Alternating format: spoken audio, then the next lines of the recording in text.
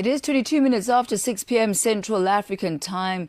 Now, after noticing concern that citizens in Nigeria do not have access to reliable mechanisms to properly scrutinize the national budget, economist Tolu Olarewaju conducted research that focused on budget transparency, corruption and digital public monitoring systems in Nigeria.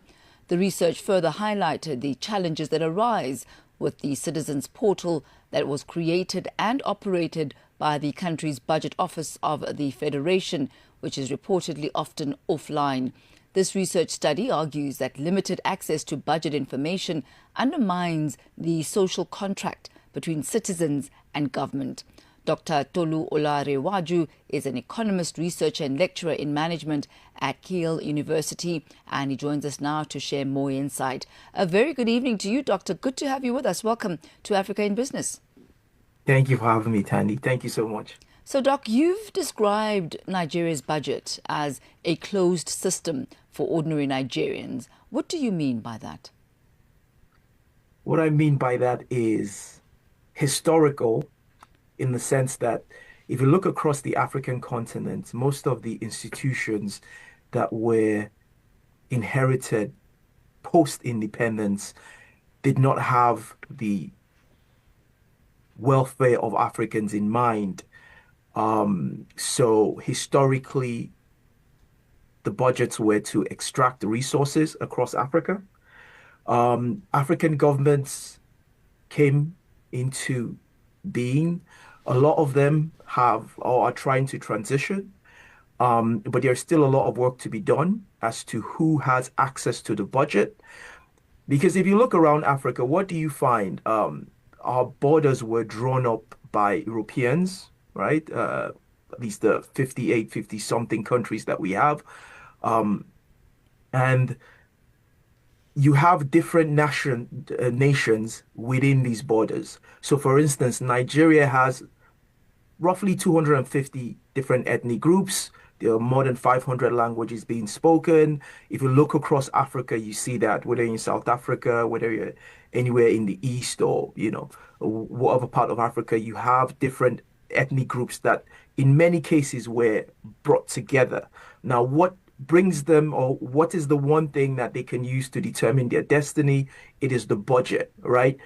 Before they became one country, they had mechanisms for assigning, say, land, water, resources, but now it's centrally managed. And in a situation where this is controlled by the quote unquote, the elites, where the common man, the common woman cannot scrutinize the budget, cannot decide what happens regarding key national resources, what you have is a fertile ground for corruption, where the resources are not being used for the benefit of Africans. And we see this across the African continent. Those who have access to the budget will use it in ways that benefit them, Right. as opposed to ways that benefit more people. What you have proposed, Doctor, here is a real-time digital budget system.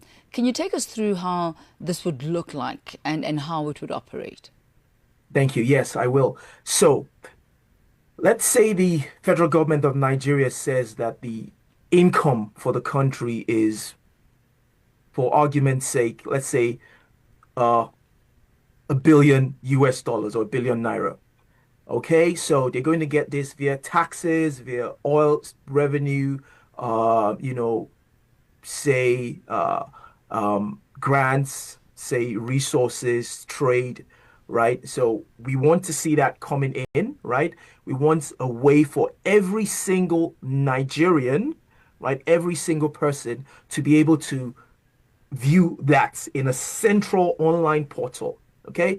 Now the government could decide, well, 15% of that we're going to keep for strategic purposes, with maybe for the military, so that's going to be obscured. That's fine. But the remaining 85%, say the government says we are going to give each state 100 million.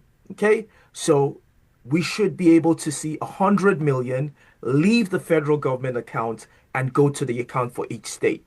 Say the governor says, for each state says, we're going to build this classroom, Okay, we're going to build this hospital, we're going to construct this road, we're going to make this bridge.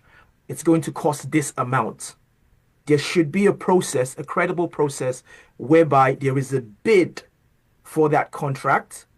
Of course, bids might take some time to be collated, but after the bid has been awarded, after a reasonable period of time, we want to see what each company has put forward and how much they were going to construct that project for. Beyond that, say that classroom was going to cost 3,000 naira. Okay, we want to see that 3,000 naira leave the state account and go to the account of the company that has been awarded that That project. bid. I must say, Dr. Tolu, it's all really about transparency and accountability. But Yes. what is the response of the government? I mean, is this something that they would even consider? That's a very good question. So far, I haven't gotten any positive response from the government. I have been doing research on corruption uh, regarding the budget for a while now. And there are various mechanisms by which it occurs, and this proposal is aimed at stopping that. So inflated contracts, non-delivery of projects, abandonment of projects, starting projects that are non-beneficiary, and vaguely. So some things in the budget are very vaguely specified, and there are other things that politicians tend to do. Of course, those who benefit from corruption will not want a system that exposes this corruption. And this system should be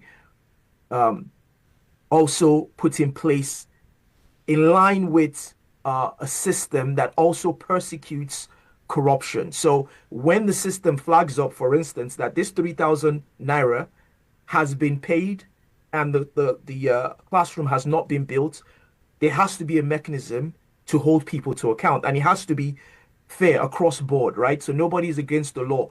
If the judicial punishment for that is, you know, seizure of assets and somebody goes to prison, that should be done.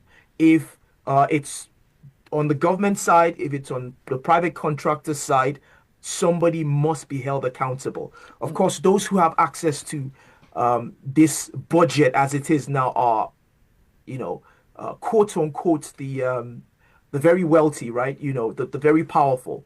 And it's this kind of system that exposes this and removes this obscurity I, I'm will not be very welcome. I must say, Dr. Tolu, this is something that I think would not only just work for Nigeria, but I think transparency, throughout Africa, because citizens want to know, how are their monies being spent. We thank you so much for your time and just for taking us through this. Wishing you all the best with trying to get that through Treasury. Good luck. Thank you.